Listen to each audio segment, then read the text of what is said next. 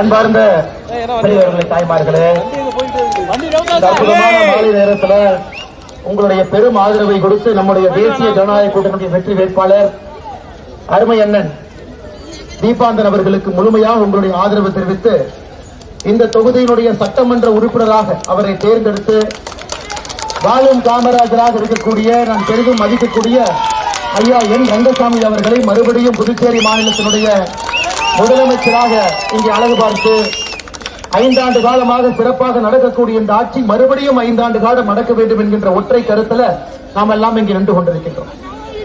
பாரதிய ஜனதா கட்சியினுடைய வெற்றி வேட்பாளராக அண்ணன் இங்கே நின்று கொண்டிருந்தாலும் கூட நம்முடைய கூட்டணி கட்சியினுடைய தோளிலே நின்று கொண்டிருக்கின்றோம். என்ஆர் காங்கிரஸாக இருக்கட்டும், அனைத்து இந்திய அண்ணா திராவிட முன்னேற்ற கழகமாக இருக்கட்டும், தமிழ் மாநில காங்கிரஸாக இருக்கட்டும், பாட்டாளி மக்கள் கட்சியாக இருக்கட்டும், நம்முடைய கூட்டணி கட்சியினுடைய எல்லா தொண்டர்களும் தலைவர்களும் முழுமையாக இங்கே இருந்து அண்ணன் என் ரங்கசாமி அவர்களை மறுபடியும் ஐயா அவர்களை முதலமைச்சராக நாம் பெற வேண்டும். இந்த முறை புதுச்சேரி மாநிலத்தினுடைய 30 சட்டமன்ற உறுப்பினர்களும் கூட நம்முடைய தேசிய ஜனநாயக கூட்டணியிலிருந்து வர வேண்டும் என்கின்ற ஒற்றை கருத்தில் இங்கே நின்று கொண்டிருக்கின்றோம். அருமை சொந்தங்களே, நமக்கு தெரியும், எப்பொழுதெல்லாம் காங்கிரஸ் புதுவையில் ஆட்சியில் இருக்கின்றார்களோ அப்பொழுதெல்லாம் புதுவையை பொறுத்தவரை ஒரு ஏடிஎம்மாக மட்டும்தான் பயன்படுத்துவாங்க. ஒரே ஒரு உதாரணத்தை சொல்றேன், நீங்க கேளுங்கம்மா. 2004 இருந்து 14 வரை மத்தியில் இருக்கக்கூடிய காங்கிரஸ் ஆட்சி புதுவைக்கு கொடுத்தது வெறும் 9,000 கோடி ரூபாய். 10 ஆண்டுகள்ல 9,000 கோடி. பாரத பிரதமர் நரேந்திர மோடி அவர்கள் 2014 இருந்து 2025 வரை புதுவைக்கு கொடுத்தது 26,000 கோடி ரூபாய். அப்ப காங்கிரஸ் மத்தியில் ஆட்சியில் இருக்கும் பொழுது புதுவைக்கு அதிகமாக பணம் கொடுத்தார்களா, இல்ல பாரதிய ஜனதா கட்சி மோடி ஆட்சியில் இருக்கும் பொழுது புதுவைக்கு அதிகமாக பணம் கொடுத்தாங்களான்னு யோசிச்சு பாருங்க. 9,000 கோடி எங்கே இருக்கிறது, 26,000 கோடி எங்கே இருக்கிறது. சமீபத்தில் பாரத பிரதமர் நரேந்திர மோடி அவர்கள் நேற்றும் வந்தார். உங்களை பார்ப்பதற்காக வந்தார், உங்களுடைய அன்பை பெறுவதற்காக வந்தார், உங்களுடைய வாக்குகள்லாம் தேசிய ஜனநாயக கூட்டணிக்கு நீங்கள் கொடுக்க வேண்டும் என்று கேட்டுக் கொள்வதற்காக வந்தார். இதற்கு முன்பு புதுவைக்கு பிரதமர் அவர்கள் வந்த பொழுது ஒரே நாளில் புதுவைக்கு 2,700 கோடி ரூபாய் 2,700 கோடி ரூபாய் திட்டங்களை கொடுத்து விட்டு நம்முடைய பாரத பிரதமர் அவர்கள் சென்றிருக்கிறார். அருமை சொந்தங்களே, நமக்கு 2 அரசும் வேண்டும். மத்தியில் பாரத பிரதமர் நரேந்திர மோடி அவர்கள் ஆட்சியில் இருக்கும் பொழுது புதுவையில மக்களுக்கு உழைக்கக்கூடிய தேசிய ஜனநாயக கூட்டணி இங்க ஆட்சியில் இருக்கும். வாழுகின்ற காமராஜராக இருக்கக்கூடிய ஐயா என் ரங்கசாமி அவர்களுடைய நேர்மையான ஆட்சி நம்முடைய புதுவைக்கு வேண்டும். அதையெல்லாம் கேட்பதற்காகத்தான் வீதி வீதியாக மக்களுடைய அன்பை பெறுவதற்காக இங்கே வந்திருக்கின்றோம். அருமை சொந்தங்களே, உங்களுக்கு தெரியும், புதுவையை பொறுத்தவரை அண்ணன் என் ரங்கசாமி அவர்கள் எத்தனையோ திட்டங்களை கர்ம வீரர் காமராஜர் ஐயாவுடைய பெயர்ல வைக்கிறார். மத்திய அரசு கொடுக்கக்கூடிய திட்டங்களுக்கு இன்னும் மாநில அரசுடைய பணத்தை சேர்த்து போட்டு கொடுக்கிறார். தமிழகத்தில் இன்னைக்கு நம்முடைய பிரதமருடைய வீடு வசதி திட்டத்தில் 5 லட்சம் ரூபாய் இருக்குதுன்னா இங்க 6,25,000 ரூபாய். எஸ்சி எஸ்டி மக்கள் ஓபிசி சொந்தங்களுக்கு இங்க 7 லட்சம் ரூபாய். புதுவை அரசும் கையிலிருந்து மத்திய அரசோடு இணைந்து இங்க இருக்கக்கூடிய மக்களுக்கெல்லாம் அற்புதமான திட்டத்தை கொடுக்கக்கூடிய ஒரு ஆட்சி. அதனால்தான் நாம் டபுள் இன்ஜின் சர்க்கார் என்று சொல்லுகின்றோம். ஒரு ரயில் வண்டிக்கு முன்னாடி ஒரு இன்ஜின், பின்னாடி ஒரு இன்ஜின், 2 இன்ஜினும் ஒரே மாதிரி ஒரே வேகத்துல ஒரே பாதையை நோக்கி செல்லும் பொழுது அந்த ரயில் வேகமாக செல்லும். மத்திய அரசு ஒரு இன்ஜினை போன்றது, மாநில அரசு ஒரு இன்ஜினை போன்றது. இருவரும் சேர்ந்திருந்தால் புதுவை முன்னேறும் என்பதில் எந்த மாற்று கருத்தும் இல்லை. கடந்த 5 ஆண்டுகளாக நாம் பார்த்துக் கொண்டிருக்கின்றோம், முன்னேற்ற பாதையில் புதுவை இருக்கு. அருமை சொந்தங்களே, வரும்பொழுது நம்முடைய காங்கிரஸ் நண்பர்களை பார்த்தோம். தொண்டர்கள் மீது நமக்கு எந்த கோபம் இல்லைங்க. நீங்களே யோசிச்சு பாருங்க, இங்க 30 தொகுதி இருக்கு.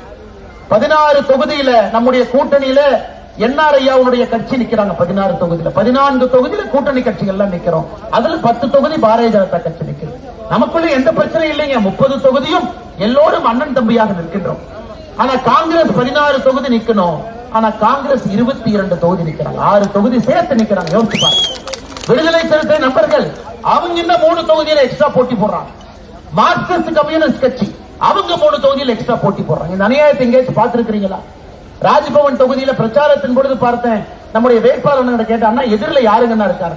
நம்முடைய வேட்பாளர் என்ன சொன்னாங்க, எனக்கே குழப்பமா இருக்குதுங்க, சூரியனும் நிக்குது காங்கிரஸ் நிக்குது.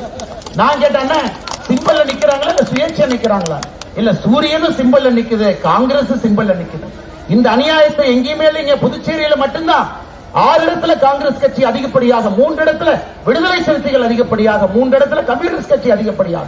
உங்களுக்கு சேவை செய்வதற்காக நிக்கிறாங்களா? இல்லை, புதுவையிலே ஏடிஎமாக பயன்படுத்த வேண்டும் என்கின்ற பேராசை தடத்தில் போட்டி போடுறாங்க. ஆனா நான் 30 தொகுதியில் போட்டி போடுவதும் கூட உங்களுடைய அன்பை பெற்று உங்களுக்கு பணி செய்ய வேண்டும் என்கின்ற ஒற்றை கருத்தில் இங்க இருக்கிறோம். அருமை சொந்தங்களே, இன்னைக்கு எல்லாரும் வந்து புதுவையை சுத்தி சுத்தி வர்றாங்க. இன்னைக்கு காங்கிரஸ் தலைவர் மல்லிகார்ஜுன கார்கே வந்திருக்கிறார். வரும்போதுதான் பார்த்தேன், அவரு பிரச்சாரம் பண்றாங்க. இன்னைக்கு காலையில் அருமை என்ன விஜய் அவங்க வந்தாங்க. நல்லவங்க வல்லவங்க எல்லாம் விடுக்குமா. இன்னைக்கு புதுவைக்கு என்ன வேண்டும்? இன்னைக்கு புதுவைக்கு என்ன வேண்டுமா? மேல மோடி ஐயா, கீழே தேசிய ஜனநாயக கூட்டணி, ரெண்டே ரெண்டு மட்டும் தாங்கம்மா நம்ம மனசுல இருக்கணும். வேற யாரும் கூட எதுவும் செய்ய மாட்டாங்க.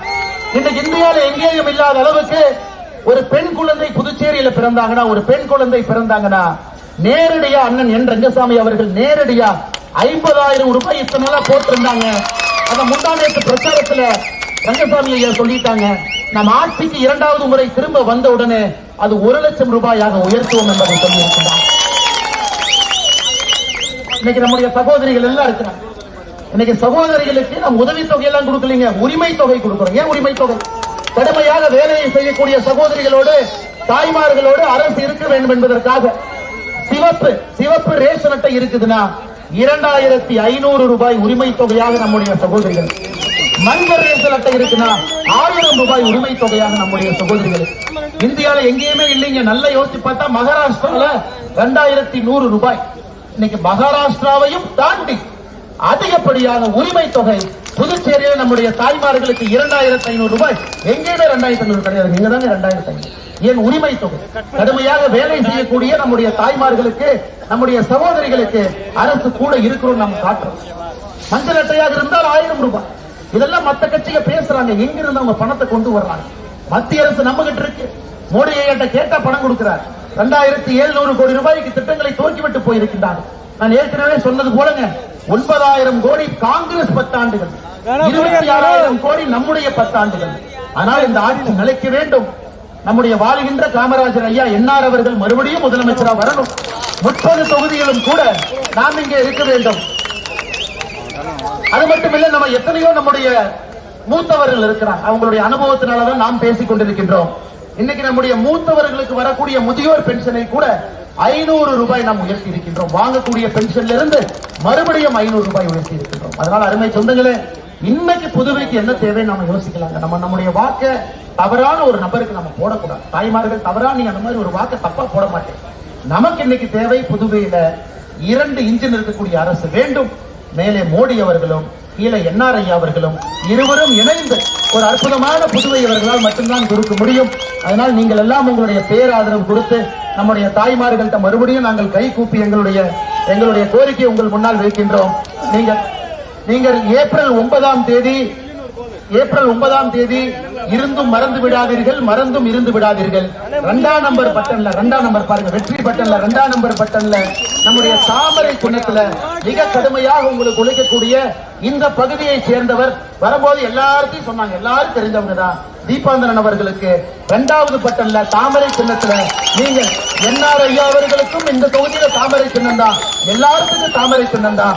வெற்றி சின்னமான தாமரை சின்னத்துல நீங்கள் வாக்களிக்க வேண்டும் என்று உங்களுடைய பாதத்தை தொட்டு வணங்கி இந்த கோரிக்கை வைக்கின்றோம். மறந்து விடாதீர்கள் அம்மா, நமக்கு வெற்றி என்பது உங்களுடைய வெற்றி, உங்களுடைய வளர்ச்சிக்கான வெற்றி, குழந்தைகள் படித்துவிட்டு இங்கே வேலை பார்ப்பதற்கான வெற்றி, புதுவை இந்தியாவில் ஒரு மிக முக்கிய நகரமாக மாற்றக்கூடிய வெற்றி, அது நம்முடைய தாமரையில் இருக்கு. மறந்து விடாதீர்கள், மறந்து விருந்து விடாதீர்கள். ஏப்ரல் 9ஆம் தேதி 2வது பட்டன்ல நீங்க மறக்காம நீங்கள் வாக்களிக்க வேண்டும் என்று அன்போடு கேட்டுக்கொள்கின்றோம்.